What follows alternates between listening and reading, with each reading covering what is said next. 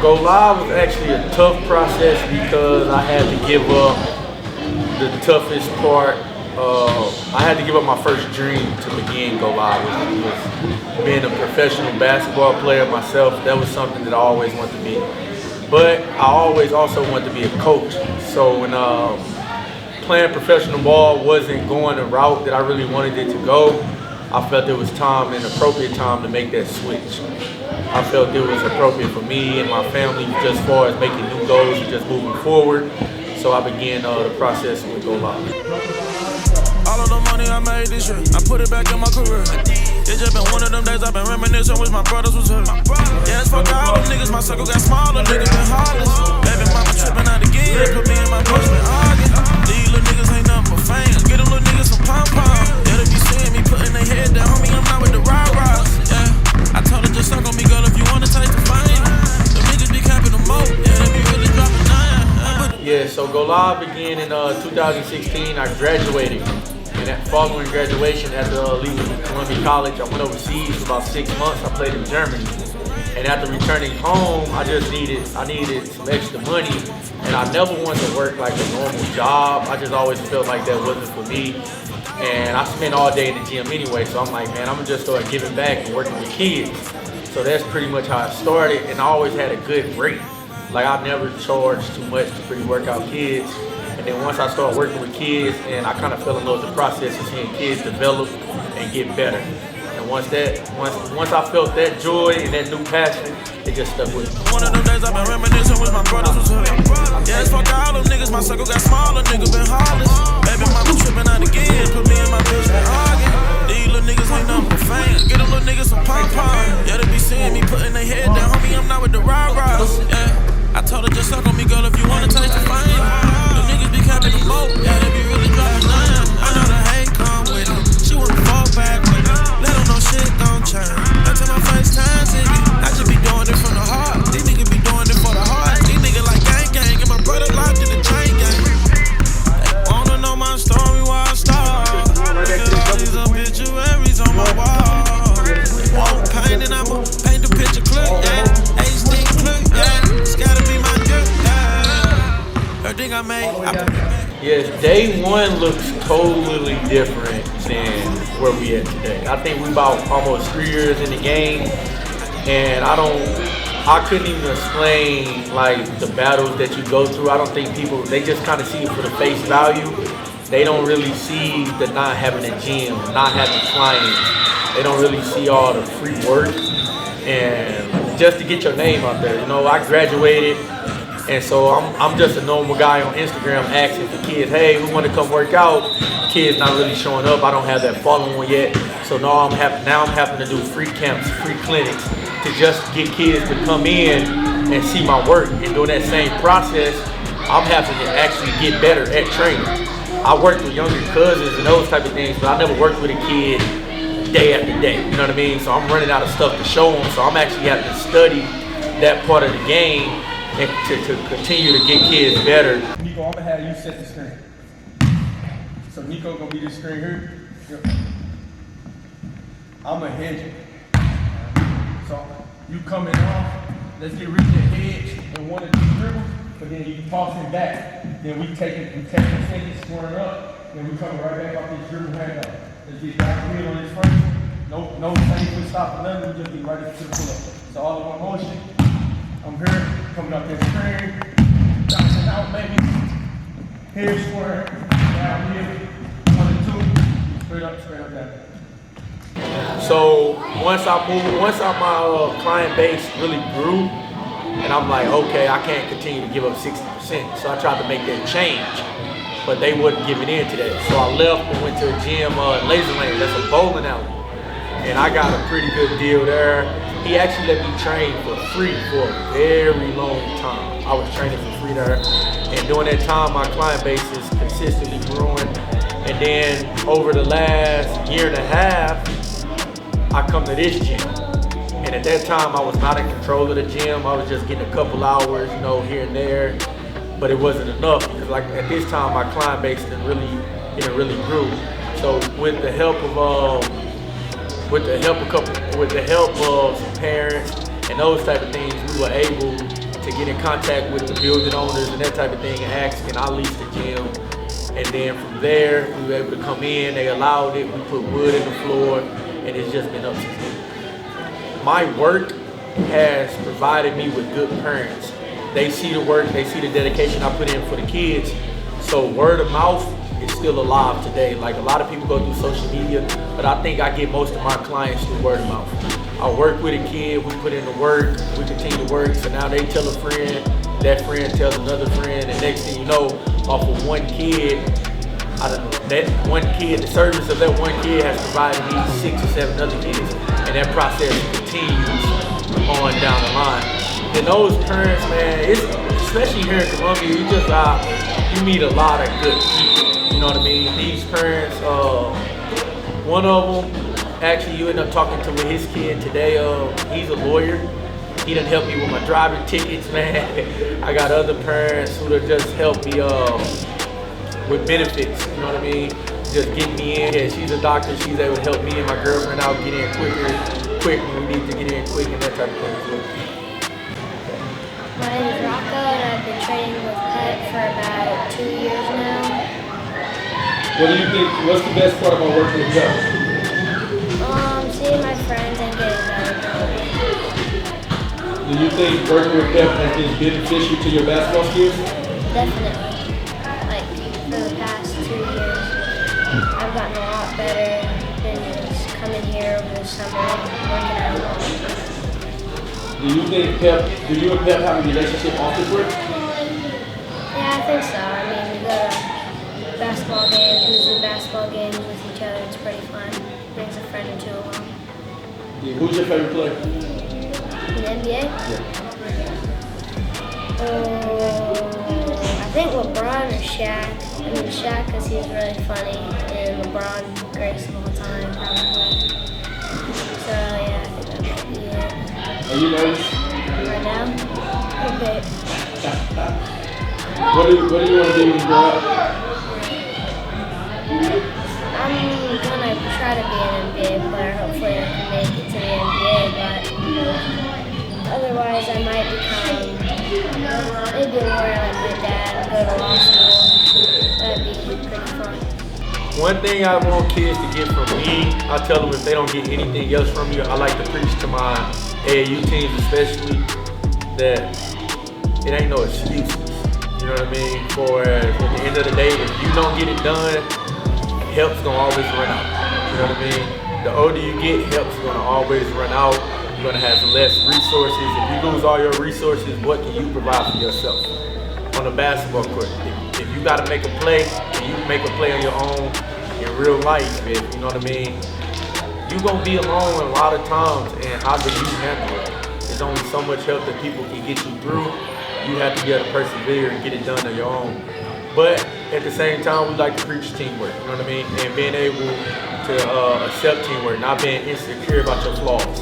And I think that was a big thing that I learned with my personal game on the court, you know what I mean? Never be insecure about what problems you do have and seek help with those problems, but also prepare yourself to handle them on your own if you have to.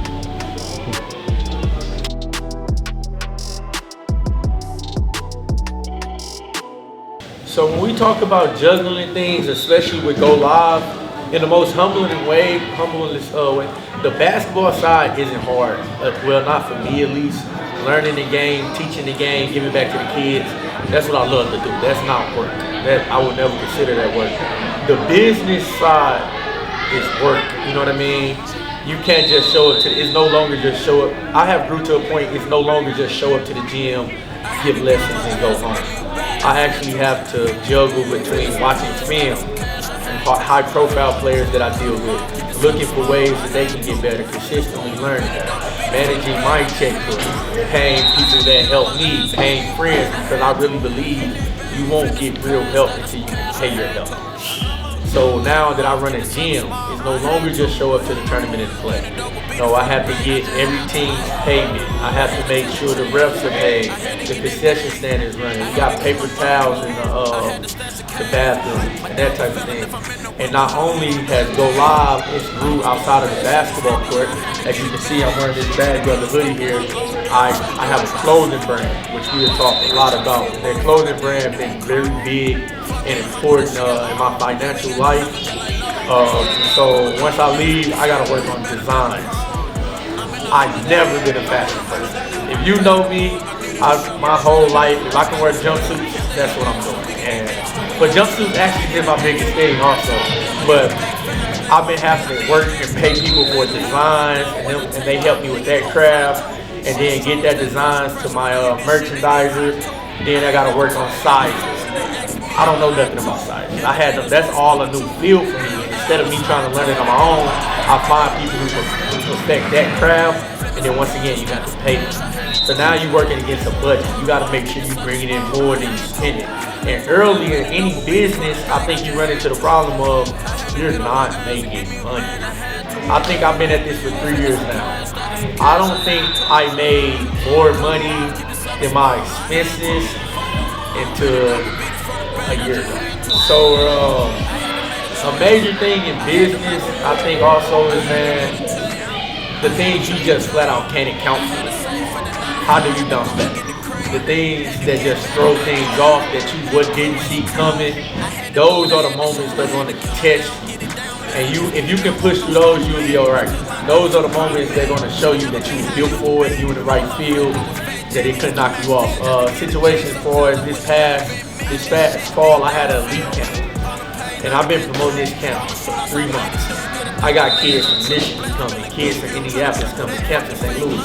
But I wasn't in position to have my own gym for this event yet. My gym personally couldn't hold 100 kids and coaches and parents. My gym couldn't hold it yet. So I'm depending on others. I'm like, yeah, all right, we finally get a gym here in St. Louis. And I'm like, bam, we got a gym, everything's rolling good. The money's in, the gear's ordered for all the kids. I got the help I needed, the coaches are coming. 2 days before the camp, something tells me, all right, text the gym director, like, yo, everything good. And he hit me back like, yo, it's all good.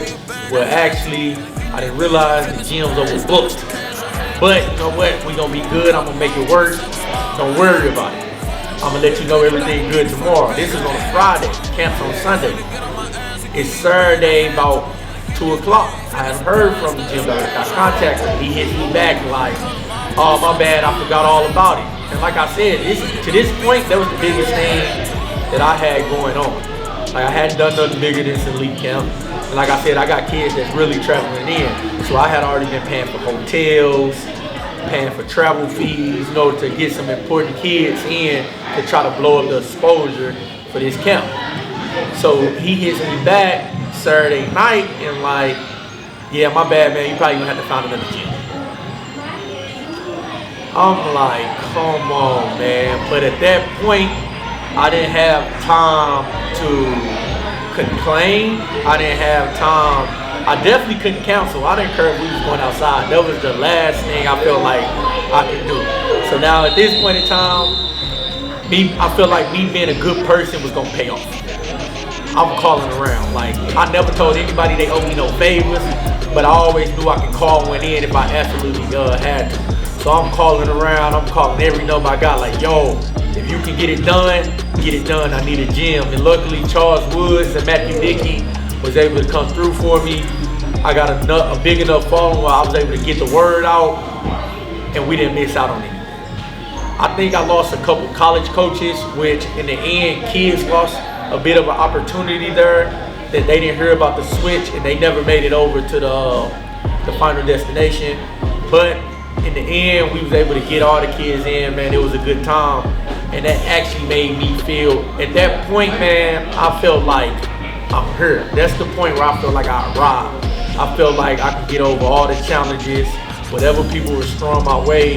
At that moment, I didn't say it because I tried my best to be humble with it, but like anybody you know, just like when you play that sport and you feel like you in a rhythm, that's when I really felt my rhythm. That was the first time I really made some real money, I say, off of it, where when that money hit my pocket, 2 days later I didn't have to give it up. You know what I mean? That was actually a real benefit. I was able to pay my help, pay my guys, and really shout out to a lot of my guys. You'll meet a lot of them later in this series, but it's a lot of people that's behind the crowds, especially like my girl, that do so much work, and some of it I just ain't even capable of doing, that provides opportunities and make everything I do even possible.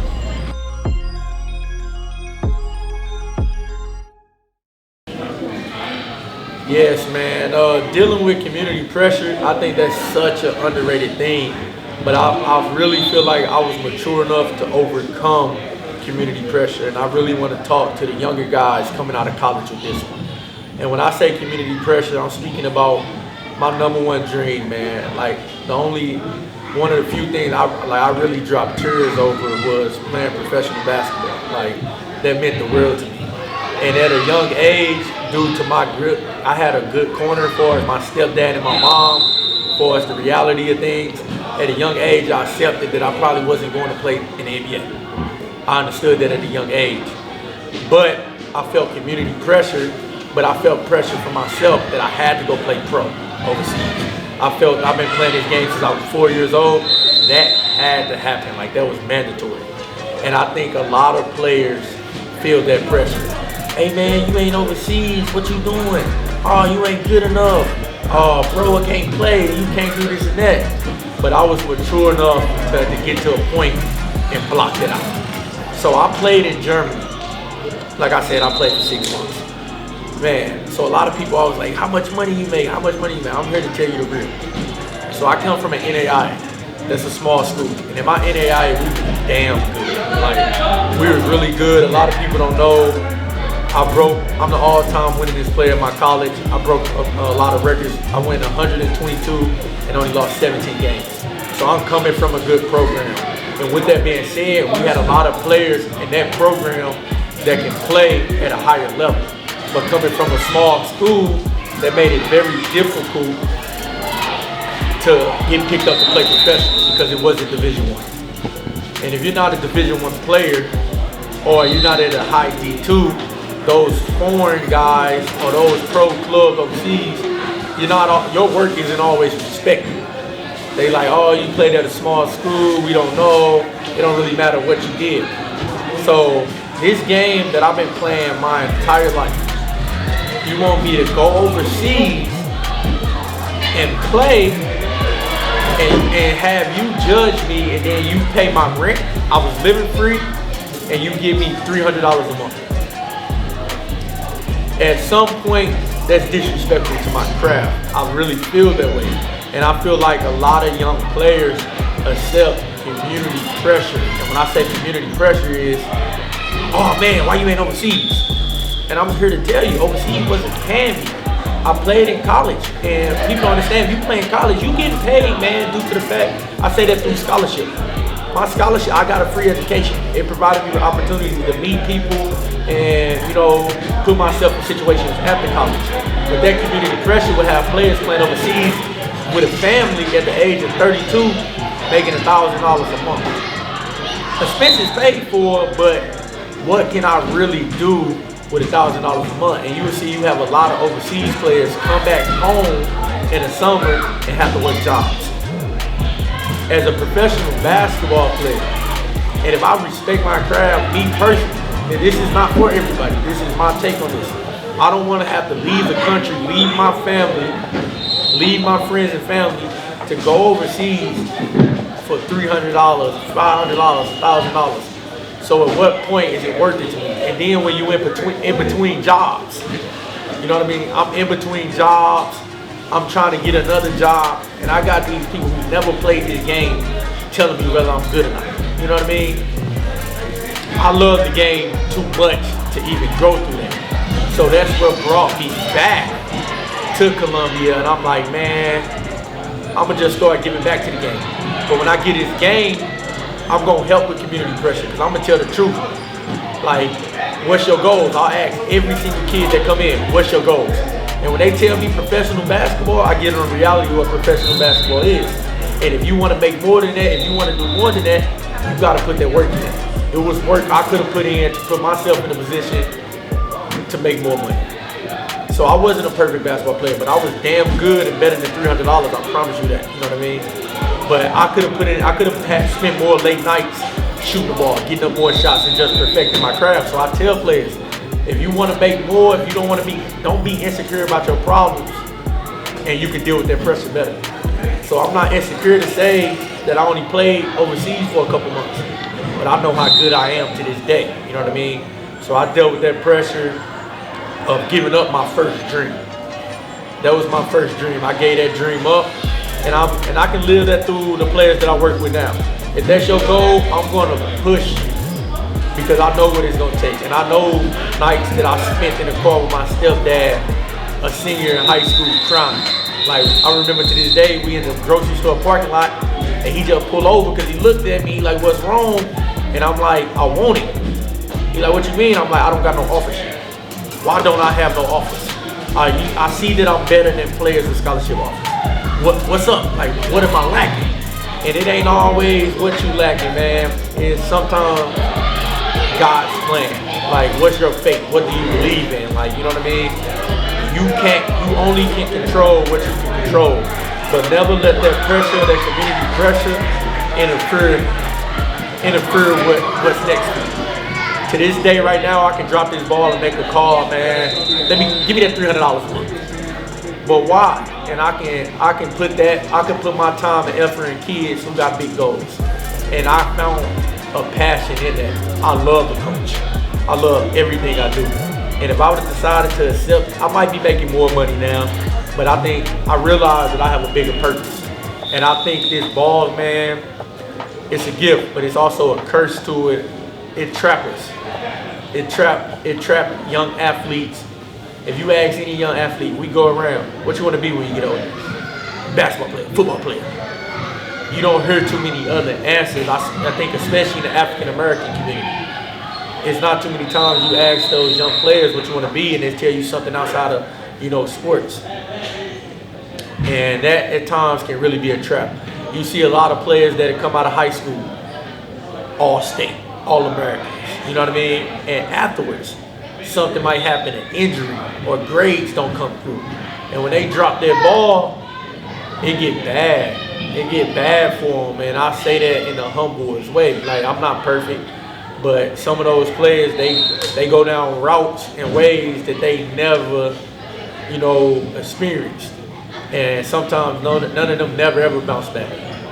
And I think that comes from dealing with community pressure, man, and not being able to handle not achieving that dream. And it's very important that people understand that once you can use this ball to achieve anything you want to achieve, versus I no longer play the game competitively, but everything I do in this life, all the opportunities and friends I've met, majority came from this hoop game. You got myself. You got a close friend of mine, Leon Watkins. You got Mortavian Payne, known as Tay-Tay, like Leon, man. And all of the one thing we got in common is this ball. What's your name? I'm Leon Watkins Jr. Where you from? St. Louis, Missouri. What are you known for? Basketball. Why? I was a killer. Well, my whole career coming up, I started off playing with Saints. Back in the day as a kid coming up, I wanted strong with both hands. So my daddy was outside with my right hand. Every day we outside in the park, going around the park 24/7, get my right hand strong. Next thing you know, I'm cold with both hands. My 7th grade, I got to play with the Explosion. This when I get to run into Pep, Boot Squad, all them teams, traveling a lot, beating everybody. Cause might really beat me. I was really unstoppable, to be honest with you. Got to high school, first year in high school, freshman played JV, led them to a record they ain't never had. Moved up to varsity, sophomore year. I made first team all conference as a sophomore. Jumped to my junior year. I ain't gonna even lie, I had a terrible junior year. Probably worst season of my life. and Leon was doing his thing. Our senior year, we was number 1 in the state. Leon was the best player on the team. He was sick, left-handed, shooting fadeaways. He had all that, about 6'1" point guard. Senior year, I made first team all conference. I was supposed to win player of the year. Ended up jacking that off. Asked BT Florida about that one. Went to college, went to Mineral Area College in Park Hills, Missouri. I led them to their first national championship in 32 seasons. Ended up coming home for the summer after the season. It's July 1st, 2013, on the phone with a coach in Albany University in New York. What was that, New York? I want to say New York, New Jersey. I don't even think exactly where that school at, but it's in New York. I made a top 100 count, and I want to say it was in Atlanta. It was supposed to be at Lindenwood. I'm on the phone with him. He asked me, I don't really want you to play your second year in the area. I want you to transfer and just come out to New York and come to my school. So as I'm talking to him on the phone, I told him I have to have a conversation with my mama about that situation. Because your school's 17 hours away, and I don't know if I really want to go that far. As I get off the phone with him, I talked to my mama. She was like, son, it's your life. I mean, if you want to go that far away, go to school, I'm all for it. So I'm like, okay, fine then. So I give her a call back. I let him know, she all for it, I'm all for it. And his next word really was, well, I'm gonna give you this option. You going to the top 100 count. It's in St. Louis. I'll be there to see you put on the show and watch what you do. And if you wanna leave that school and come to my school, you can. But if you got other options, you're gonna explore your options. Yeah, I'll wait on you. This and that. So we hands up the phone. And our second year in school, he was at JUCO. He just started picking up some looks, he was doing his thing. I never make it to the top 100 count. 3 days later, after I got the phone with him, July 1st, July 4th came. Well, actually, it was going into our second year on July 4th, man. We was all on our way downtown, actually about to link up with each other. Okay, it's the 4th of July. And we get a call. 2013. So I got my 2 sisters, my 2 cousins, they walk down to the gas station. There's 3 guys that timing right across the street from the gas station. There's 3 guys sitting on a timing lot. Don't know what they doing on the 4th of July, sitting on the timing lot. So they walked across the street, followed my sister them inside the store. As my sister them walking out the store, they followed them back from the store, back to the house. My house literally right on the corner at the stop sign.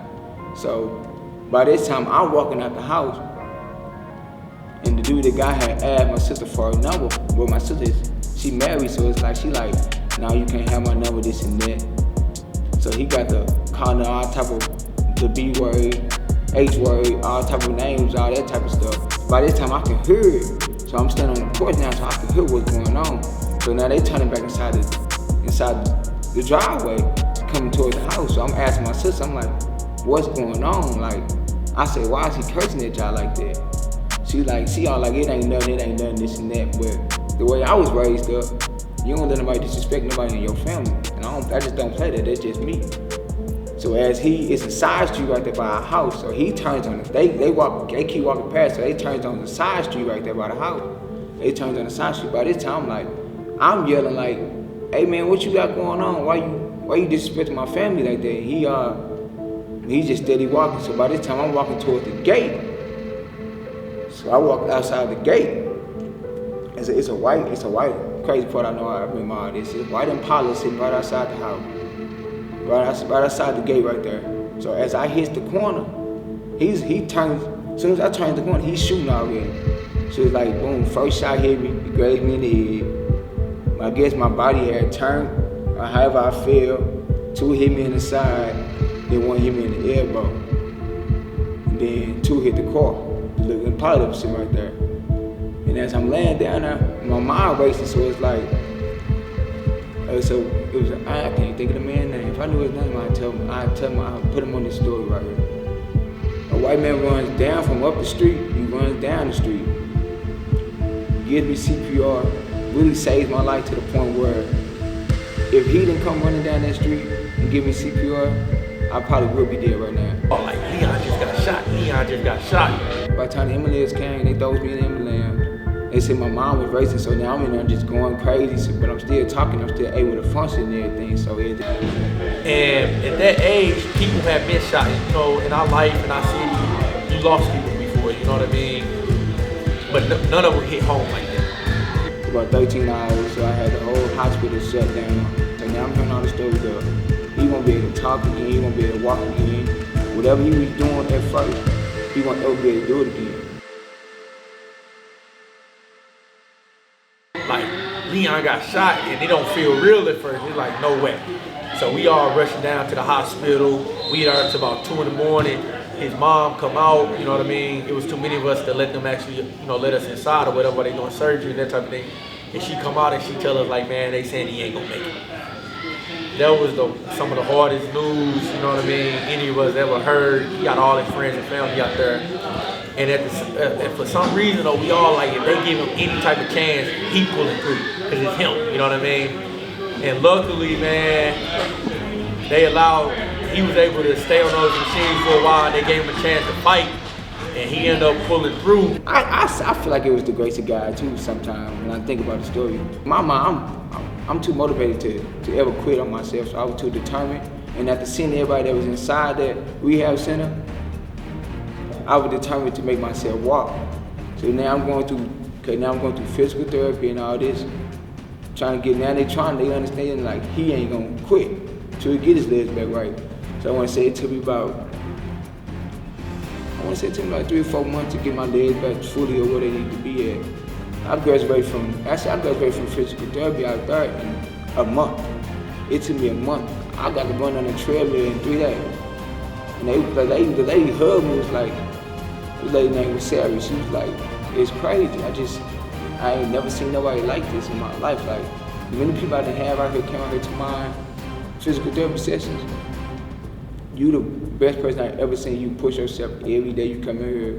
You made sure you was determined to walk, to run, everything. Like, I never seen nobody just come in here and be like, I'm gonna do this. And every day that was my mindset. But his basketball career was changed forever. And when we talk about his ball being able to be taken from you at any time, it's real. So it's like, how do you use this game and how do you use experiences throughout this game and just life in general to make you a better person, so the day that you can no longer actually play this game? The school situation, everybody was pushing me like, man, you should go back, you should do this, you can do that. And I'm just like, if you've ever had a traumatic brain injury, you'll understand, like, unless you really like the school, then you'll probably go back. With me, as not ever really like enjoying school like I wanted to, I never was like, I'm finna just go back and try to push myself and go to school so I can get back into basketball. No, as far as my life now, people ask me, like, what you doing? I'm working, but I'm really trying to get into this motivation and speaking thing so people can really hear my story, so they can really understand what's really going on in my life and see how everything really is. Which, I mean, I feel like I'm still living a comfortable life right now, but at the same time, I want to get out there and travel and inspire kids. That's why I took on with this coaching thing now. That's why now I want to coach, like, so I can sit down and show the kids, like, basketball, it can be life, but it ain't everything. And Leon is 100% one of the best people I ever met in my life to this day. He necessarily can't play competitively no more, but he still get up out there and do his thing. If you didn't know Leon, you wouldn't even never know he went through this. But these opportunities was taken from him, but him being the person he is, the life in any room that he is gonna pay off. It's gonna pay off whatever he's doing because he's a special person. And it's funny, it's just crazy because, like I said, we all started 5 and 6 years old. But you never know where you're gonna end up with it. You got Martavian Payne, led NAI in scoring. Went JUCO, had Mizzou, put out a Mizzou. Got in some trouble, had his situation put out, led the country in scoring NAIA. But right now, he's the perfect example of community pressure. People necessarily not ready to risk their name and help him out, but everybody know he got the gift.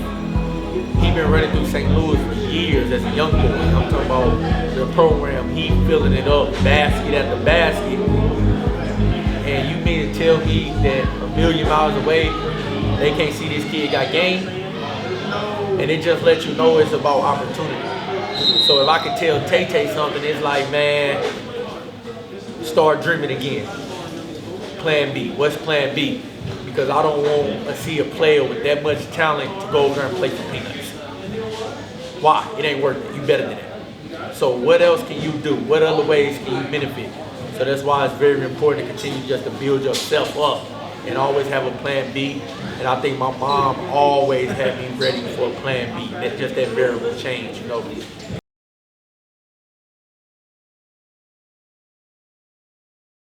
GoL1ve. Really, originally, that's what GoL1ve was, just a slogan. When I started basketball training, it started off as live action training. And the reason I named it that was because I wanted if you ever watch me train, man, I don't use no cones. We don't do no cone drills because unless a kid's really just beginning, because of the fact I don't feel like that relates. I don't want to train a kid of using cones and they get out in the real game with his real body. I want my training to be different from other trainers. So with live action, I'm like, we gonna do real game stuff. You know what I mean? We really gonna prepare kids.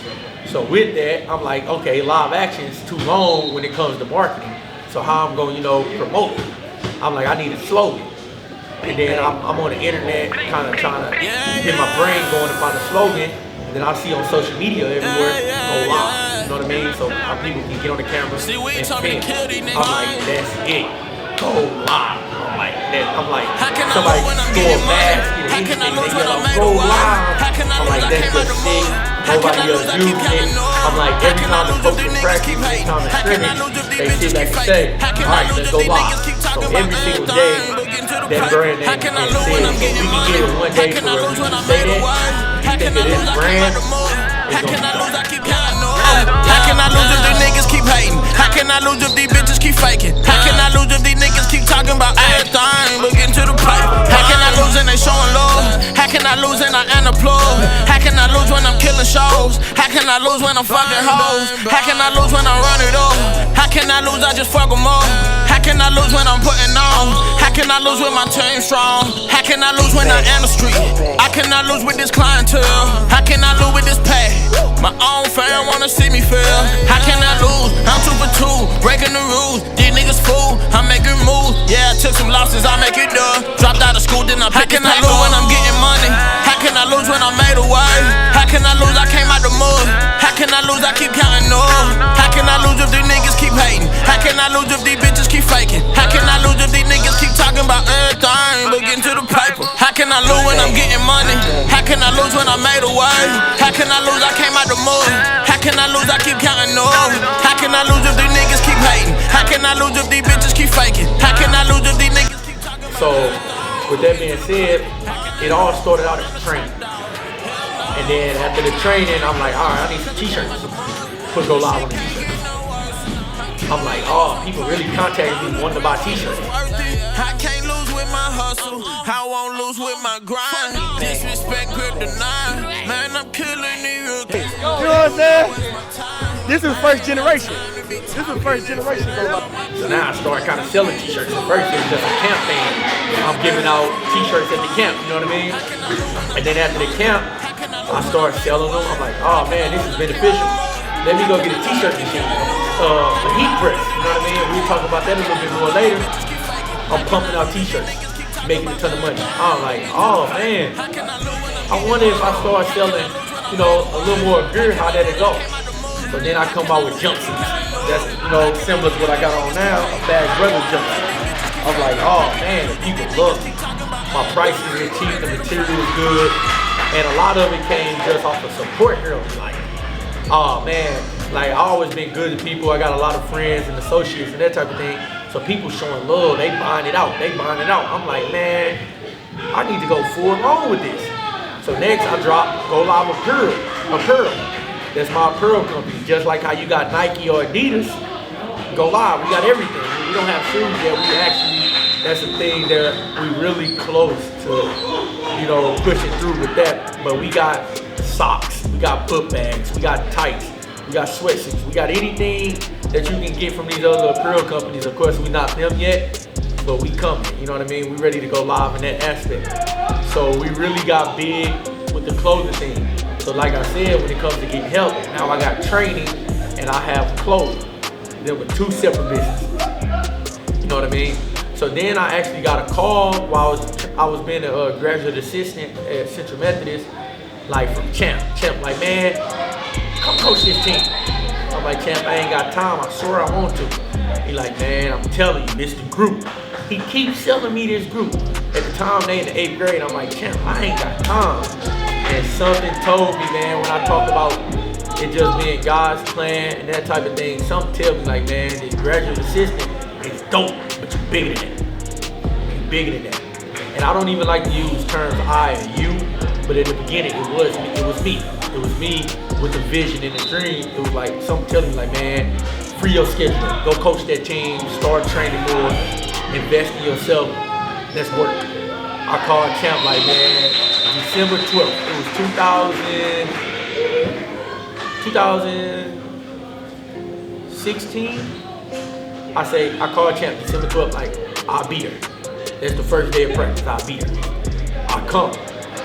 And actually, he had already had another coach due to the fact that I wasn't gonna be able to coach at that time at first. So I'm helping out with the practices, everything going good. And then we end up with the coach switch. I become the head coach. And from there, Champ come like, man, let's put your name on it. I'm like, for real? He like, man, I'm telling you. Bet. We put GoL1ve on the team. And that was the best thing I ever did, man. Those 8th grade kids, those kids that was on that team, they put life in everything I do. I happened to get a special group that was special on the court and off. I'm talking about we got personality. They all got friends. They got great parents. So the brand went from this small thing to that summer we came 8th in the country. It just blew. It just blew up. The kids yelling GoL1ve. We got other kids yelling GoL1ve. The best question is being asked, what's GoL1ve? That's always a good question. You know what I mean? People taking interest in it. And when those kids did what they did, man, like, I put in a lot of hard work, but that special group of kids are just the kids that I train daily. They made this thing big in the hurry. And they allowed me to put my brand on them, and they represented it well. So now you got other kids in other grades like, man, I want to play with GoL1ve. I'm like, okay, we need an organization.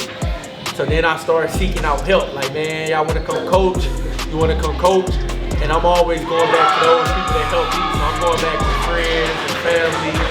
And I'm just getting in with business mind people as well. Like, man, let's build this up. And the one thing I can say about everybody that helped me, man, I appreciate it a lot. And they done invested in me with so much, and they always haven't got the biggest return yet. And that's why I felt appreciative, because I know that I got something special if all these people can see. They telling me like, man, you about to blow. And it's when I wasn't able to tap their hand with no money. You know what I'm saying? Like, I'm needing your help and I can't pay you yet, because I can't pay myself yet. And they believing in it, you know what I'm saying? And I'm gonna talk about them a lot, and we're gonna meet a lot of them throughout this process. And Champ especially, since I already mentioned him, he had the vision with the organization, with the teams. So it started off as one group, and now we have kindergarten, 1st grade. I'm involved with the 3rd grade, 4th grade, 5th, 6th, 7th, 8th, 15U, 16U, and 17U. So then also on the girls side, I'm partnered with about 7 girls teams. So this, in 3 years, it went from 1 team to about 18 teams. And like I said, I couldn't have done it on my own, but it definitely all started as a vision. So now we got training, which is a business in its own. We have apparel, which is a business in its own. And then we have this organization. And our younger boys teams are 94 feet. And then on the girls side, we call those teams Kingdom, and our high school teams are GoL1ve. We end up merging with DeMar Curl, who's currently in the NBA, and that just gave us a bigger platform. We partnered with Adidas in that field as well. We'll speak about that. a bit more as we go. But so like I said, when it comes to GoL1ve, man, we train, we got teams, and we have a pearl. And one of the problems I faced with having those teams, the reason we changed the team name from GoL1ve was it was really merging and causing conflict with people who didn't play for GoL1ve, didn't want to buy the gear. Because it seemed like they was representing the team that they wasn't a part of.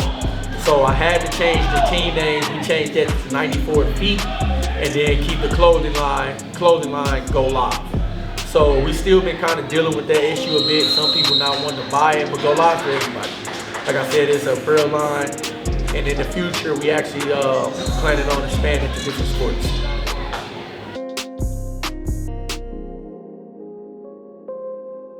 Yes, I think far as if I can give these young players any advice, man, I'm gonna use business to help them in their playing days. For know what your goals are. Write your goals down. I know it sounds cliche, but I'm telling you, write your goals down. And every morning you wake up, look at them, and every night before going to sleep, look at your goals. Because nobody knows but you if you work towards those goals that day. You can't cheat them. Like, I can look back in days in my career, I put a lot of work in. But I know it's days where I chose to do something other than going to get in that extra 35 minutes of work. It ain't nothing, 35 minutes ain't gonna ever hurt you. If you got any time, go do it. Because 30 minutes today and for the rest of the week, it's gonna add up longer than that time that you didn't do it at all. And like I said, I've been fortunate enough to work with a couple very challenging players, and they done kind of shown, you know. They're like, for example, Isaiah Mosley. He's a kid that I've been working with for 3 years now. He's won Player of the Year in Missouri last year, Rockbridge. They won state, and he's currently at Missouri State. That kid works. He put in bad work. I'm talking about he's annoying how much he's calling. Maybe 2 in the morning, maybe he had a bad game, like, no exaggeration. I done got text from that kid, and it really seems like, man, what I gotta do? Man, Pep, I just wanna be so good, I promise. I just wanna be good, I just wanna be able to do something for my mom. Like, I know I can do better. And if you look at the box score for that night, he had 35 points. But he was relentless at just working and beating his craft. To this day, he still is. At Missouri State, he started off the year slow, just adjusting to college. Just that college grind is a difference. But now he's starting on pace to potentially win freshman of the year in that conference, and he's just doing his thing. You got players like Jordan Stevens. On Instagram, they know him as J Smooth. Works. He blew up last year with the Ball is Life tape that he dropped. And you will meet him as well, man. He just put that work in. He didn't fall under that community pressure. But he went 3 years without a deal before he got his first deal in Switzerland this past season. But I tell people I can't name 10 players outside of the NBA. I can't name 5 that I think have seen better than him. But I can't name 3 people that's out working. He's working. No matter what he's doing, he's putting that work in. So, young players, the work, the grind will always pay off, man. It really will. So, on the business aspect, I'm gonna stay short with this one because we speak about it later, man. The best thing you can ever do is bet on yourself.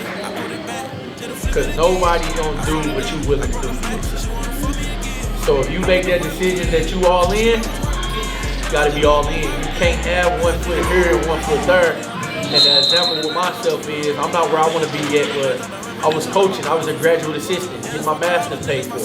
But I felt like I had a bigger purpose, so I had to step out.